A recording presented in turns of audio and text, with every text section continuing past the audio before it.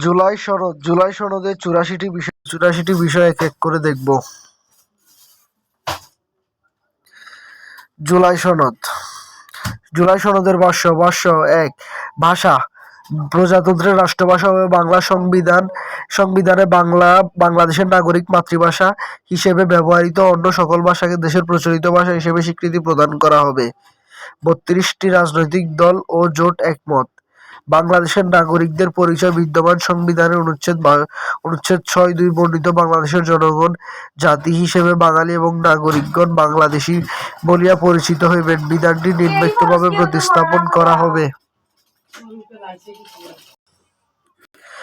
বাংলাদেশের নাগরিকদের পরিচয়। বিদ্যমান সংবিধান অনুচ্ছেদ ৬(২) বর্ণিত বাংলাদেশের জনগণ জাতি হিসেবে বাঙালি এবং নাগরিকগণ বাংলাদেশী বলিয়া পরিচিত হইবেন। বিধানটি নিম্নোক্তভাবে প্রতিস্থাপন করা হবে। বাংলাদেশের নাগরিকগণ বাংলাদেশী বলিয়া পরিচিত হইবেন।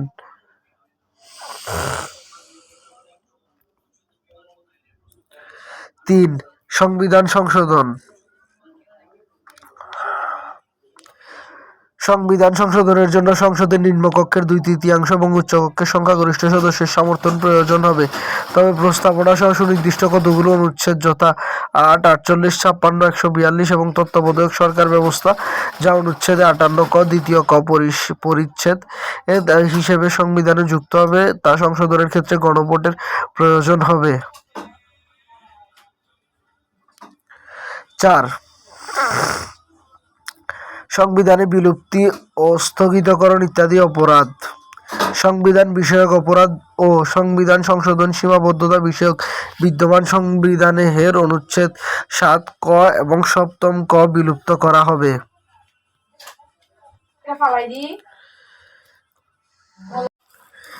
ক্রান্তিকালীন অস্থায়ী বিধানাবলী। সংবিধানের অনুচ্ছেদ ১৫০ সংশোধন করা হবে এবং সংশ্লিষ্ট পঞ্চম ও ষষ্ঠ তফসিল সংবিধানে রাখা হবে না।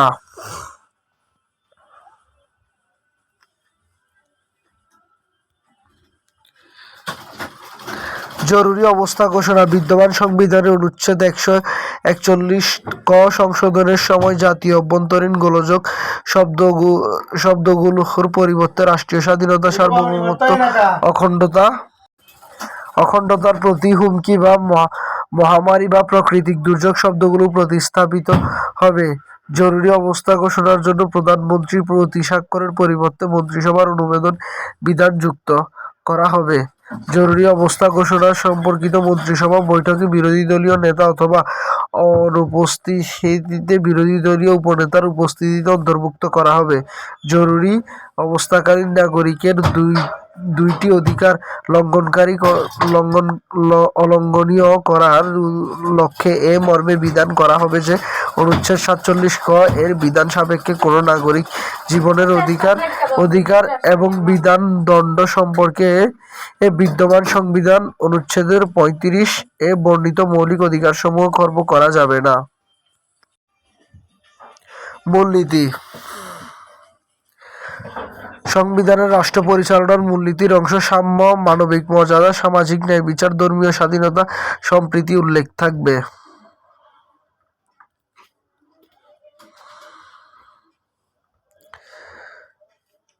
সকল সম্প্রদায়ের সহাবস্থান মর্যাদা সংবিধানে এরূপ যুক্ত করা হবে। বাংলাদেশে একটি বহুজাতি গোষ্ঠী, বহুধর্মী, বহুভাষী ও বহুসংস্কৃতির দেশ, যেখানে সকল সম্প্রদায়ের সহাবস্থান এবং যথাযথ মর্যাদা নিশ্চিত করা হবে।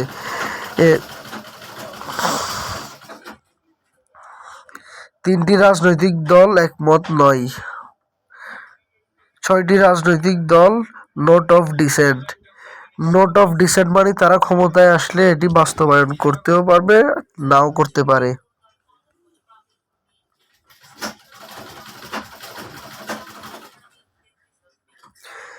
মৌলিক অধিকারসমূহ তালিকা সম্প্রসারণ। নাগরিকের মৌলিক অধিকার সম্প্রসারণ, সেগুলোর সুরক্ষা এবং বাস্তবায়নে সাংবিধানিক আইনি ব্যবস্থা নিশ্চিত করা হবে। নাগরিকের মৌলিক অধিকার সম্প্রসারণ সংক্রান্ত বিস্তারিত প্রস্তাবগুলো জাতীয় ঐকমত্য কমিশনের রিপোর্টে উল্লেখ করা হবে, যাতে রাজনৈতিক দলের নেতৃবৃন্দ বিষয়টির গুরুত্ব অনুধাবন করেন এবং ভবিষ্যৎ জনপ্রতিনিধিরা সংবিধান ব্যবস্থা এবং আইনি বিধানাবলী পরিবর্তন করতে পারেন।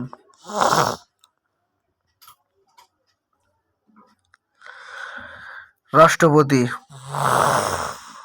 রাষ্ট্রপতি নির্বাচন পদ্ধতি সংবিধানে এরূপ যুক্ত করা হবে যে বাংলাদেশে একজন রাষ্ট্রপতি থাকবেন যিনি আইন অনুযায়ী আইনসভা উভয় কক্ষের নিম্নকক্ষের উচ্চকক্ষের সদস্যদের গোপন ভোটে সংখ্যাগরিষ্ঠের ভিত্তিতে নির্বাচিত হবেন। রাষ্ট্রপতি নির্বাচনে প্রার্থী হওয়ার ক্ষেত্রে বিদ্যমান সংবিধানের অনুচ্ছেদ 48(4) বর্ণিত যোগ্যতা সমূহ এবং রাষ্ট্রপতি পদে প্রার্থী হওয়ার সময় কোনো ব্যক্তি কোনো রাষ্ট্রীয়, সরকারি বা রাজনৈতিক দল বা সংগঠনের পদে থাকতে পারবেন না।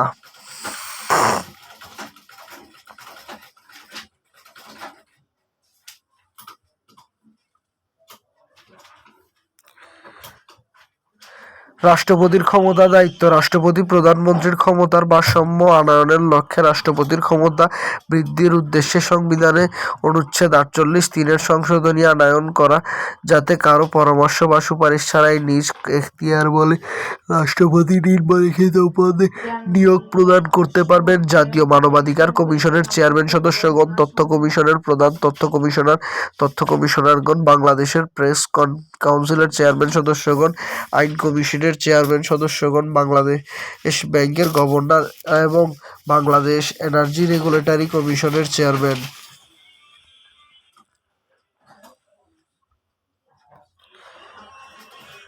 রাষ্ট্রপতি অভিশংসন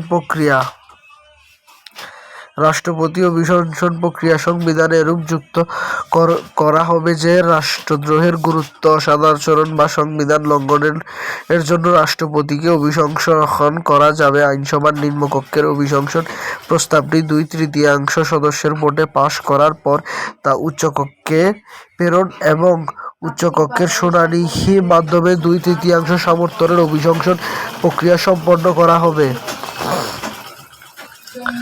13. রাষ্ট্রপতির ক্ষমা প্রদর্শন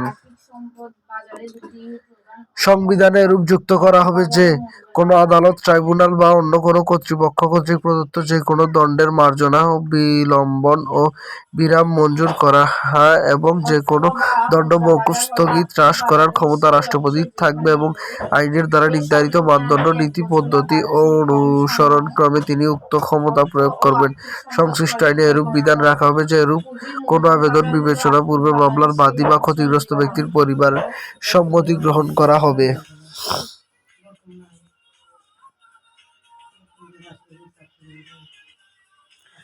প্রধানমন্ত্রীর মেয়াদ একজন ব্যক্তি প্রধানমন্ত্রী পদে যতবারই হোক সর্বোচ্চ 10 বছর থাকতে পারবেন এবং এজন্য সংবিধান সংশ্লিষ্ট অনুচ্ছেদ সমূহের প্রয়োজনীয় সংশোধন করা হবে।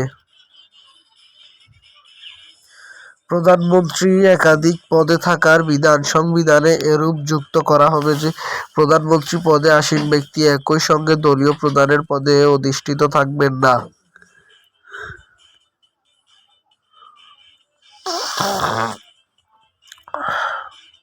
তত্ত্বাবধায়ক সরকার ব্যবস্থা সংবিধান সংশোধন করে নিম্নরূপ বিধান যুক্ত করা হবে: 1. মেয়াদ অবসানের কারণে অথবা মেয়াদ অবসান ব্যতীত অন্য কোনো কারণে সংসদ ভেঙে যাওয়া পরবর্তী 90 দিনের মধ্যে সংসদ সদস্যদের সাধারণ নির্বাচন অনুষ্ঠিত হবে।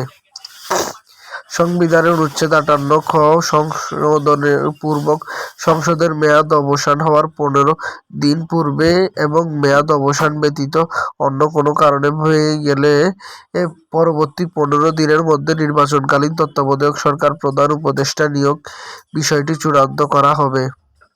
3. মেয়াদ অবসানের ক্ষেত্রে সংসদের মেয়াদ অবসান হওয়ার 30 দিন পূর্বে আইনসভার নিম্নকক্ষের স্পিকারের তত্ত্বাবধানে এবং জাতীয় সংসদ সচিবালয়ের ব্যবস্থায় প্রধানমন্ত্রী, বিরোধী দলীয় নেতা, স্পিকার, ডেপুটি স্পিকার এবং সংসদের দ্বিতীয় বৃহত্তম বিরোধী দলের একজন প্রতিনিধি যদি সংসদে আসন সংখ্যা বিবেচনায় একাধিক দল ও বৃহত্তম বিরোধী দলের অবস্থানে থাকে তাহলে সেসব দলের মধ্য থেকে নির্বাচনে সর্বোচ্চ পরিমাণে ভোটপ্রাপ্ত দলটি দ্বিতীয় বৃহত্তম বিরোধী দল হিসেবে বিবেচিত হবে। মোট 5 সদস্যের সমন্বয়ে একটি নির্বাচনকালীন তত্ত্বাবধায়ক সরকারের প্রধান উপদেষ্টা বাছাই কমিটি গঠিত হবে। কমিটির যে কোনো বৈঠক ও সিদ্ধান্ত গ্রহণ প্রক্রিয়ায় জাতীয় সংসদের স্পিকার সভাপতিত্ব করবেন।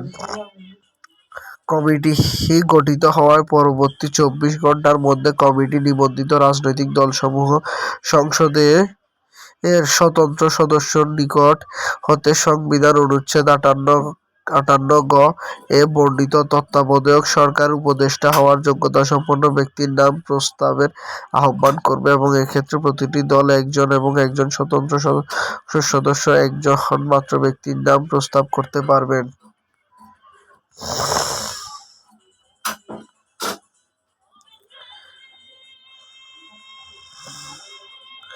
রাজনৈতিক দলসমূহ এবং স্বতন্ত্র সংসদ সদস্যগণ পরবর্তী 24 ঘন্টার মধ্যে জাতীয় সংসদ সচিবালয়ে তাদের প্রস্তাবিত নাম দাখিল করবে। কমিটি নিজ উদ্যোগে ও তত্ত্বাবধায়ক সরকারের প্রধান উপদেষ্টা পদের জন্য উপযুক্ত ব্যক্তির নাম অনুসন্ধান ও অন্তর্ভুক্ত করতে পারবে।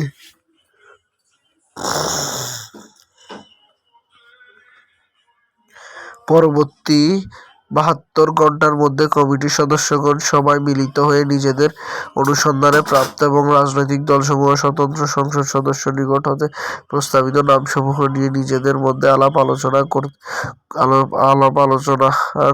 বাংলাদেশের যে সকল নাগরিক সংবিধান অনুচ্ছেদ 58(7) এর অধীনে উপদেষ্টা হওয়ার যোগ্য তাদের মধ্য হতে একজনকে তত্ত্বাবধায়ক সরকার প্রধান উপদেষ্টা হিসেবে বেছে নেবেন এবং তিনি রাষ্ট্রপতি কর্তৃক নিযুক্ত হবেন। 7. বাছাই কমিটি গঠিত হওয়ার পরবর্তী 120 ঘন্টার মধ্যে এই পদ্ধতিতে প্রধান উপদেষ্টা হিসেবে কোনো ব্যক্তি চূড়ান্ত করা সম্ভব না হলে 48 ঘন্টার মধ্যে প্রধান উপদেষ্টা পদের জন্য অনুচ্ছেদ 58 গ এ বর্ণিত শর্ত অনুসরণপূর্বক সংসদের সরকারি দল জোট 5 জন উপযুক্ত ব্যক্তির নাম প্রস্তাব করবে এবং প্রধান বিরোধী দল 5 জন উপযুক্ত ব্যক্তির নাম প্রস্তাব করবে। এছাড়া সংসদে দ্বিতীয় বৃহত্তম দল 2 জন উপযুক্ত ব্যক্তির নাম প্রস্তাব করবে। যদি সংসদে আসন সংখ্যা বিবেচনায় একাধিক দল দ্বিতীয় বৃহত্তম বিরোধী দলের অবস্থানে থাকে তাহলে সেসব দলের মধ্যে নির্বাচন সর্বোচ্চ পরিমাণ ভোট প্রাপ্ত দলটি দ্বিতীয় বৃহত্তম বিরোধী দল হিসেবে বিবেচিত হবে। উপযুক্ত প্রক্রিয়ায় প্রাপ্ত নামসমূহ স্পিকার জনসাধারণের অবগতির জন্য প্রকাশ করবেন। উপযুক্ত দফা 7 এ বর্ণিত সময় অতিবাহিত হওয়ার পরবর্তী 48 ঘন্টার মধ্যে সরকারি দল জোটের প্রস্তাবিত 5 জন ব্যক্তির নাম তালিকা হতে প্রধান বিরোধী দল জোট যে কোনো একজনকে বেছে নিবে। অনুরূপভাবে প্রধান বিরোধী দল প্রস্তাবিত 5 জন ব্যক্তি নামের তালিকা হতে সরকারি দল যে কোনো একজনকে বেছে নিবে। দ্বিতীয় বৃহত্তম দলের প্রস্তাবিত 2 জনের মধ্যে থেকে তালিকা হতে সরকারি দল জোট যে কোনো একজনকে বেছে নিবে এবং প্রধান বিরোধী দল জোট যে কোনো একজনকে বেছে নিবে। এই পদ্ধতিতে প্রাপ্ত নামসমূহের মধ্যে হতে যে কোনো একজন ব্যাপারে যদি প্রস্তাবকারী দলগুলোর মধ্যে ঐকমত্য প্রতিষ্ঠিত হয় তবে তিনি পরবর্তী তত্ত্বাবধায়ক সরকার প্রধান উপদেষ্টা হিসেবে মনোনীত হবেন অথবা কোনো একজন ব্যাপারে কমিটির 5 জন সদস্যের মধ্যে 4 জন সদস্য একমত হন তাহলে তিনি পরবর্তী তত্ত্বাবধায়ক সরকার প্রধান উপদেষ্টা মনোনীত হবেন।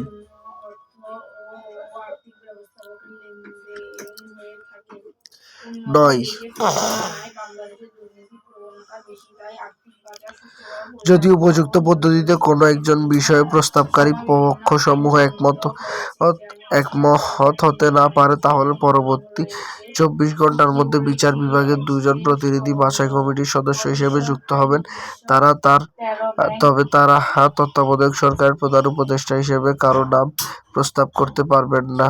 উক্ত 2 জন প্রতিনিধির মধ্যে একজন আপিল বিভাগের বিচারপতি হবে এবং একজন হাইকোর্ট বিভাগের বিচারপতি হবে। উক্ত 2 জন বিচার বিভাগীয় প্রতিনিধিকে মনোনীত করার জন্য এক সর্বশেষ অবসরপ্রাপ্ত প্রধান বিচারপতি কর্মরত প্রধান বিচারপতি আপিল বিভাগের জ্যেষ্ঠতম বিচারপতির সমন্বয়ে 3 সদস্য বিশিষ্ট একটি কমিটি গঠিত হবে। 10. এই পর্যায়ে 7 সদস্য বিশিষ্ট উক্ত বাছাই কমিটির সদস্য পরবর্তী সদস্যগণ পরবর্তী 24 ঘণ্টার মধ্যে স্পিকারের তত্ত্বাবধানে গোপন ব্যালটে ব্যাংকট চয়েস বা ক্রমভিত্তিক ভোটিং পদ্ধতি প্রয়োগ করে উক্ত সংক্ষিপ্ত তালিকা হতে যেকোনো একজনকে পরবর্তী তত্ত্বাবধায়ক সরকার প্রধান উপদেষ্টা হিসেবে বেছে নেবেন। 11 উপযুক্ত যে কোনো পদ্ধতিতে মনোনীত ব্যক্তিকে পরবর্তী 24 ঘণ্টার মধ্যে রাষ্ট্রপতি পরবর্তী 90 দিনের জন্য প্রধান উপদেষ্টা পদে নিয়োগ দান করবেন, তবে শর্ত থাকে যে সংসদে বহাল থাকা অবস্থায় তিনি শপথ গ্রহণ করবেন না।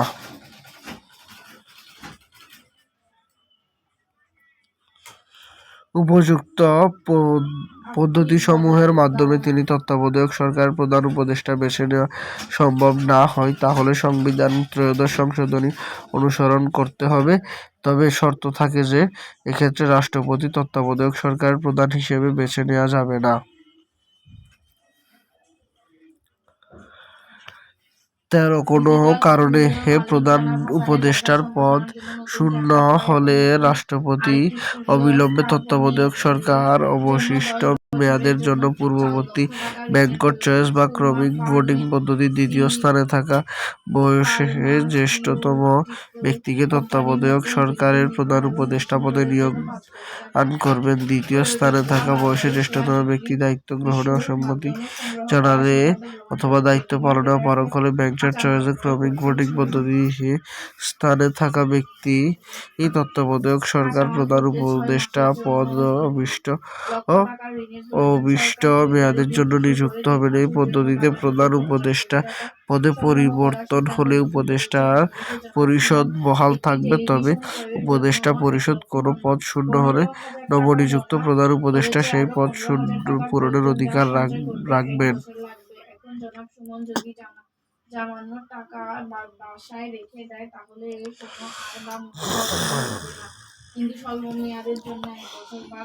নিয়োগ লাভের পর প্রধান উপদেষ্টা উপযুক্ত বাছাই ক্রমিক কমিটির পরামর্শক্রমে সংবিধানের অনুচ্ছেদ 58(7) এ বর্ণিত উপযুক্ত ব্যক্তিদের মধ্যে হতে অনধিক 15 জন ব্যক্তিকে উপদেষ্টা হিসেবে নিয়োগের জন্য বেছে নেবেন এবং রাষ্ট্রপতি তাদের নিয়োগ প্রদান করবেন।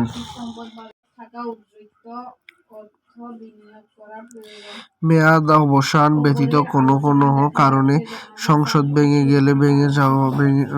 ভঙ্গ হওয়া পরবর্তী 24 ঘণ্টার মধ্যে জাতীয় সংসদ সচিবালয় ব্যবস্থাপনা বিলুপ্ত সংসদের একই ধরনের প্রতিনিধি নিয়ে নির্বাচনকালীন তত্ত্বাবধায়ক সরকার প্রধান উপদেষ্টা বাছাই কমিটি গঠিত হবে এবং উক্ত কমিটি পরবর্তী 14 দিন তথা 336 ঘণ্টার মধ্যে উক্তরূপ অভিন্ন পদ্ধতি জন ব্যক্তিকে তত্ত্বাবধায়ক সরকার প্রধান উপদেষ্টা হিসেবে বেছে নিবে এবং তিনি অবিলম্বে রাষ্ট্রপতি কর্তৃক প্রধান উপদেষ্টা নিযুক্ত হবেন।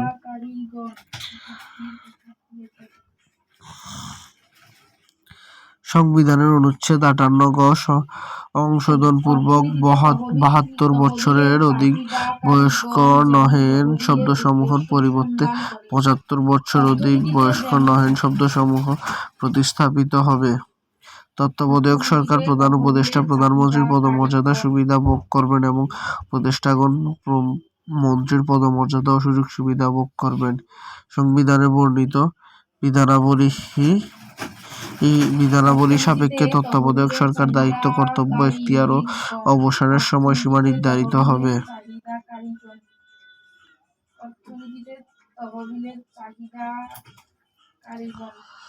নির্বাচনে তত্ত্বাবধায়ক সরকারের মেয়াদ হবে অনধিক 90 দিন, তবে দৈব দুর্বিপাকজনিত কারণে নির্ধারিত সময়ের মধ্যে নির্বাচন সম্ভব না হলে নির্বাচনকালীন তত্ত্বাবধায়ক সরকার আরও সর্বোচ্চ 30 দিন দায়িত্ব পালন করতে পারবে।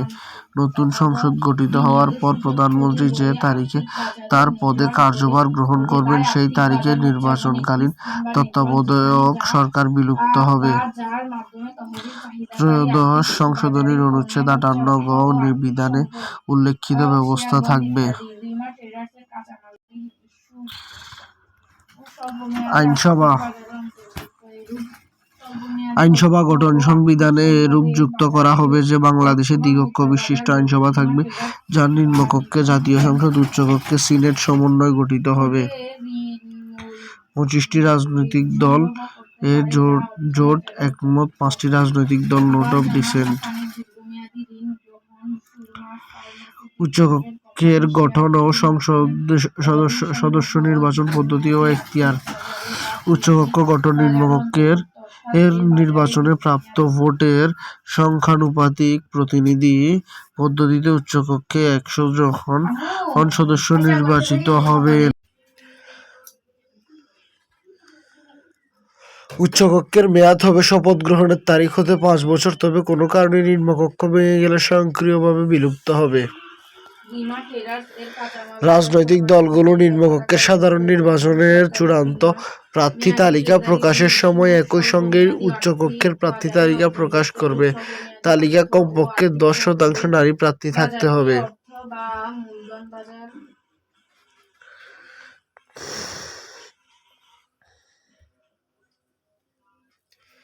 উচ্চকক্ষের দায়িত্ব ও ভূমিকা। উচ্চকক্ষের নিম্নোক্ত দায়িত্বসমূহ পালন করবে। নিম্নকক্ষের প্রস্তাবিত আইন প্রণয়নের বিষয়টি পর্যালোচনা করবে। উচ্চকক্ষের আইন প্রণয়নের ক্ষমতা থাকবে না, তবে কোনো জাতীয় গুরুত্বপূর্ণ বিষয়ে আইন প্রণয়নের জন্য নিম্নকক্ষে বরাবর প্রস্তাব করতে পারবে। নিম্নকক্ষের পাশকৃত বিল ও আস্থা ভোট ব্যতীত সকল বিল উচ্চকক্ষে অনুমোদনের জন্য উপস্থাপিত হতে হবে।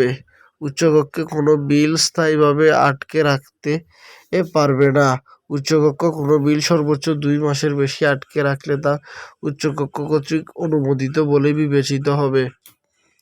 যদি উচ্চকক্ষে কোনো বিল অনুমোদন করার ক্ষেত্রে উভয় কক্ষ কর্তৃক পাশকৃত বিল রাষ্ট্রপতি সম্মতির জন্য পাঠানো হবে, সেক্ষেত্রে উচ্চকক্ষ সংশোধনের সুপারিশ বিল পুনর্বিবেচনার জন্য নিম্নকক্ষে পাঠাবে এবং সেক্ষেত্রে নিম্নকক্ষে উচ্চকক্ষের প্রস্তাবিত সংশোধনীগুলো সম্পূর্ণ আংশিকভাবে গ্রহণ বা প্রত্যাখ্যান করতে পারবে। উচ্চকক্ষ থেকে ফেরত পাঠানো বিল যদি নিম্নকক্ষে অধিবেশনে আবারও পাস হয়, তবে উচ্চকক্ষের অনুমোদন ছাড়াই বিলটি রাষ্ট্রপতির অনুমোদনের জন্য প্রেরিত হবে। সংবিধান সংশোধনের সংক্রান্ত যে কোনো বিল উচ্চকক্ষে সাধারণ সংখ্যাগরিষ্ঠতায় পাস করতে হবে।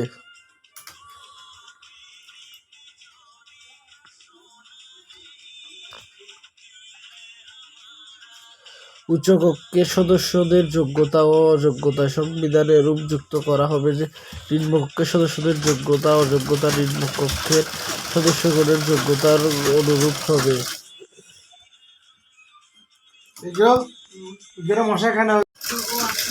জাতীয় সংসদে নারী প্রতিনিধি। জাতীয় সংসদে নারী প্রতিনিধি ক্রমান্বয়ে 100 আসনে উন্নীত করা হবে। জাতীয় সংসদে নারী প্রতিনিধি বৃদ্ধির পদ্ধতি। বিদ্যমান সংরক্ষিত আসন 50টি আসন বহাল রেখে সংবিধানের অনুচ্ছেদ 65.3 প্রয়োজনীয় সংশোধনী আনা হবে।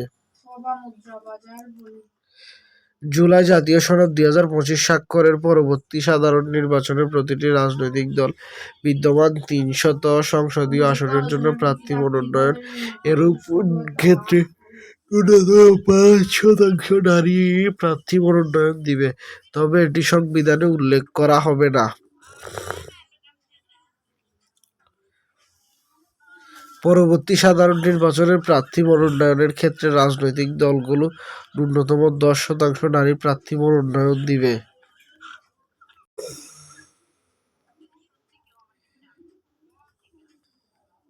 এই পদ্ধতিতে রাজনৈতিক দলগুলো সাধারণ নির্বাচনের প্রার্থী মনোনয়নের ক্ষেত্রে ন্যূনতম 33% নারী প্রার্থী মনোনয়ন লক্ষ্যে অর্জিত না হওয়া পর্যন্ত পর্যায়ক্রমে প্রত্যেক সাধারণ নির্বাচনে ন্যূনতম 5% বর্ধিত হবে নারী প্রার্থী মনোনয়ন অব্যাহত রাখবে।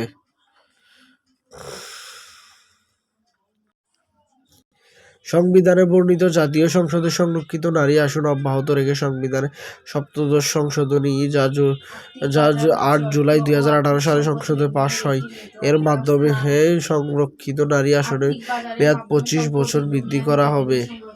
হিসাব অনুযায়ী 2043 সাল পর্যন্ত বহাল থাকবে, তবে সাধারণ নির্বাচনে রাজনৈতিক দলগুলোর প্রার্থী মনোনয়নের ক্ষেত্রে 33% নারী প্রার্থিতার লক্ষ্যে 2043 সালে আগেই যদি অর্জিত হয়ে যায়, তাহলে সংবিধানের সপ্তদশ সংশোধনীর মাধ্যমে প্রবর্তিত বিধানের নির্ধারিত সময় আগেই বাতিল হয়ে যাবে। ডেপুটি স্পিকার পদে বিরোধী দল থেকে মনোনয়ন। সংবিধানে এরূপ যুক্ত করা হবে যে আইনসভার উভয় কক্ষে একজন করে ডেপুটি স্পিকার সরকার দলীয় সদস্য ব্যতীত আপর দলের সদস্য হতে মনোনয়ন করা হবে। সংসদের স্থায়ী কমিটির সভাপতি।